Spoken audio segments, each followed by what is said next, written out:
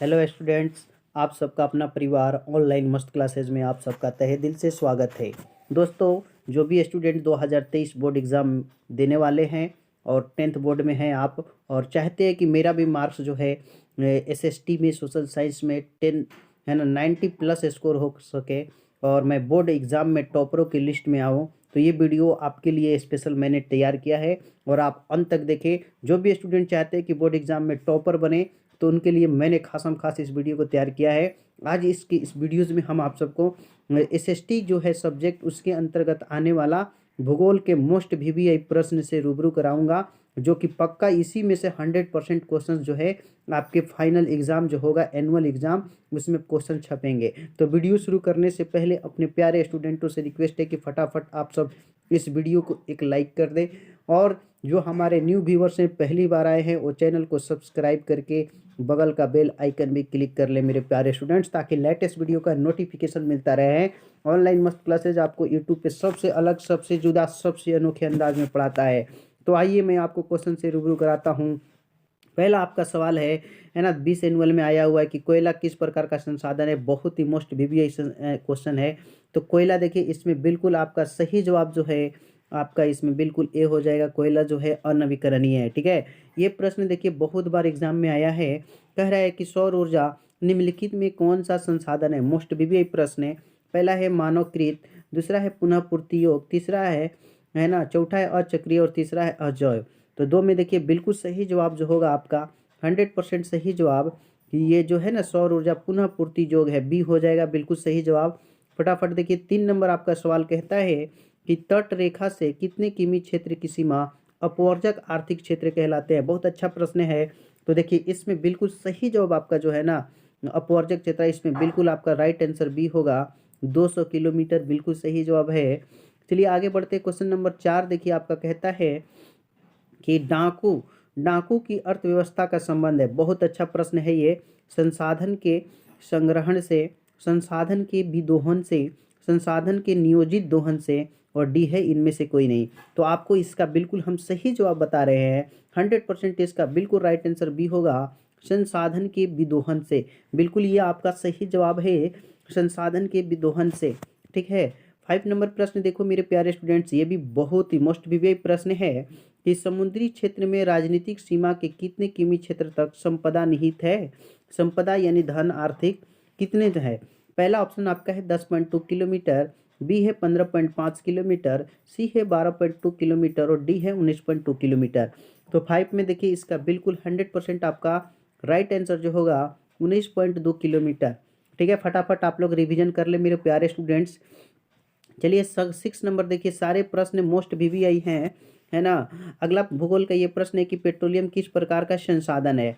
Option है नवीकरणीय, B है नवीकरणीय, सी है जैव और डी है अजैव। तो देखो मेरे प्यारे स्टूडेंट, इसमें आपका 100% सही जवाब पेट्रोलियम जो है ना आपका अनवीकरणीय संसाधन है। ये बिल्कुल सही जवाब हो जाएगा। चलिए आगे बढ़ते हैं क्वेश्चन नंबर 7 की ओर। देखिए आपका 7 प्रश्न कहता है निम्नलिखित में कौन सी मिट्टी जो है ना सर्वाधिक उपजाऊ है। सबसे ज़्यादा उपजाऊ मिट्टी आपको बताना है। पहला ऑप्शन आपका हो जाता है पर्वतीय, बी है मरुस्थलीय, सी है पीली और डी है जलोढ़। तो मेरे प्यारे स्टूडेंट फटाफट इसका आंसर देखिए, सबसे सर्वाधिक उपजाऊ मिट्टी जो है ना आपका जलोढ़ हो जाएगा। बिल्कुल डी सही होगा। आगे बढ़ते क्वेश्चन नंबर 8 देखिए, ये तो मोस्ट वीवीआई प्रश्न निकला आपका। देख सकते कितनी बार आया है और शायद 2023 में भी आ सकता है कि काली मृदा जो होता है उसका दूसरा नाम बताना है क्या है। तो देखिए पहला ऑप्शन आपका है बलुई मिट्टी, बी है रेगूर मिट्टी, सी है साल और डी है पर्वतीय। बहुत अच्छा प्रश्न है। तो देखिए इसका बिल्कुल सही जवाब आपका 8 नंबर में बी हो जाएगा, रेगूर मिट्टी। बिल्कुल रेगूर सही है ना। रेगूर काली मिट्टी के दूसरे नाम से कहते हैं और ये जो है ना कपास की खेती के लिए सबसे उपयुक्त मानी जाती है काली मिट्टी। याद रखिएगा, ये भी पूछ देता है कपास की खेती के लिए। ओके, फटाफट देखो मेरे प्यारे स्टूडेंट्स, एक एक प्रश्न आपके लिए इंपॉर्टेंट है। ये देखिए ये भी बहुत ही इंपॉर्टेंट है ना। वही क्वेश्चन है, ये देखिए 2 बार आया है कि मरुस्थलीय मृदा किस राज्य में। मरुस्थलीय के मतलब होता है बलुई मिट्टी। बालू सबसे ज़्यादा कहाँ पे पाया जाता है। उत्तर प्रदेश, राजस्थान, कर्नाटक और महाराष्ट्र। तो देखिए इसका बिल्कुल सही जवाब जो होगा ना आपका बी हो जाएगा। राजस्थान जो है मरुस्थलीय मृदा सर्वाधिक वहाँ पे पाई जाती है। ठीक है ना, बी बिल्कुल आपका सही होगा। अगला प्रश्न देखिए मेरे प्यारे स्टूडेंट्स, ये भी देखिए एक बेहतरीन प्रश्न आपका है। 16 एनुअल और 18 में पूछा है कि सोपानी कृषि किस राज्य में प्रचलित है। सोपानी कृषि के बारे में बताना है। बिहार का मैदानी क्षेत्र, उत्तराखंड, हरियाणा या पंजाब। तो सोपानी कृषि ये इंपॉर्टेंट है और बिल्कुल इसका सही जवाब आपका बी होगा, उत्तराखंड। उत्तराखंड जो है सोपानी कृषि के लिए इंपॉर्टेंट है। चलिए बढ़ते हैं 11 नंबर प्रश्न, देखिए आपका क्या कहता है, जो कि ये 12 और 15 और 20 में पूछ चुका है। क्वेश्चन कहता है कि पंजाब में भूमि निम्नीकरण का मुख्य कारण क्या है। पंजाब में जो भूमि को छोटे छोटे करके किया जाता है उसका क्या है कारण। पहला ऑप्शन दे रहा है वनोन्मूलन, बी आपका ऑप्शन कह रहा है अति पशुचारण, सी कह रहा है अधिक सिंचाई और डी है गहन खेती। तो देखिए मेरे प्यारे स्टूडेंट्स, आपका इसमें बिल्कुल सही जवाब जो है ना, अधिक सिंचाई।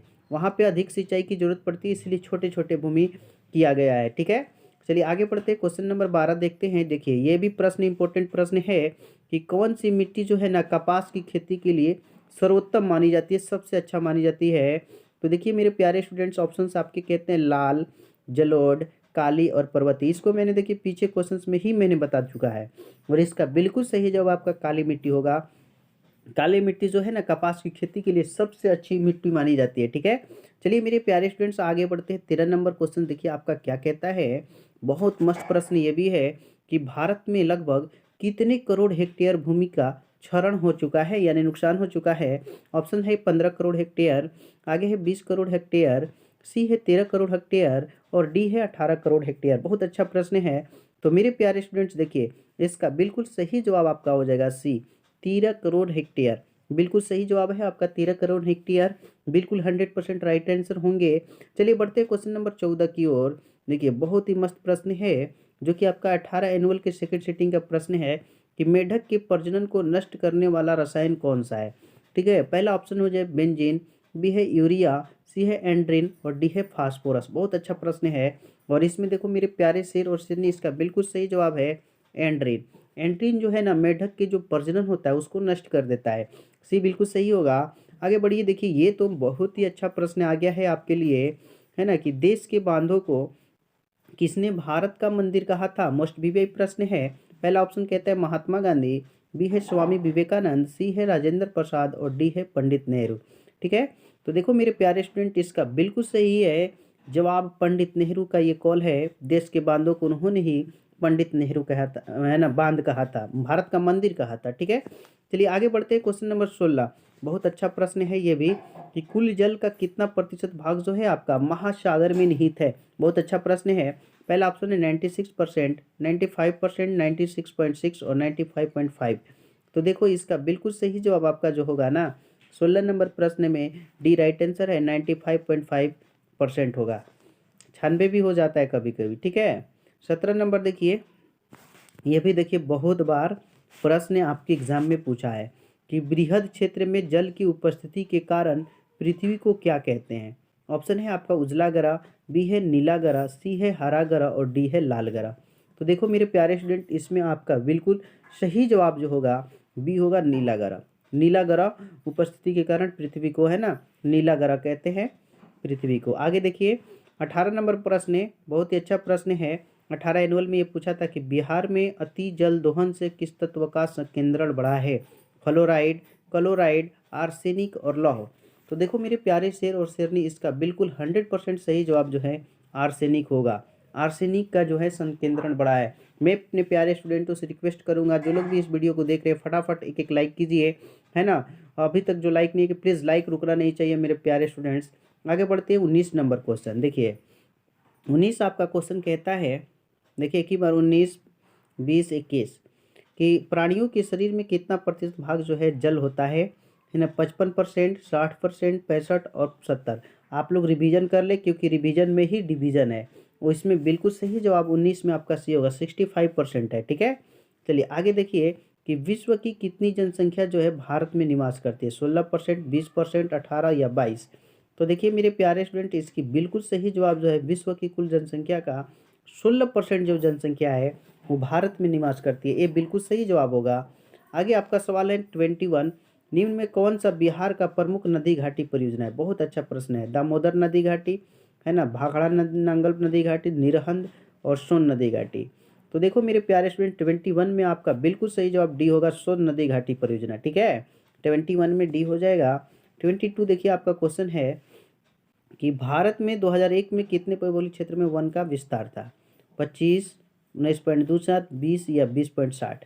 तो देखिए इसमें बिल्कुल आपका सही जवाब जो है ना 22 में आपका बी होगा। 19.27 भारत में होता है, और यही बिहार में पूछता है ना तो 7 मारा जाता है। ठीक है, देखिए अगला क्वेश्चन। देखिए अगला क्वेश्चन है, वन स्थिति रिपोर्ट के अनुसार भारत में वन का विस्तार है।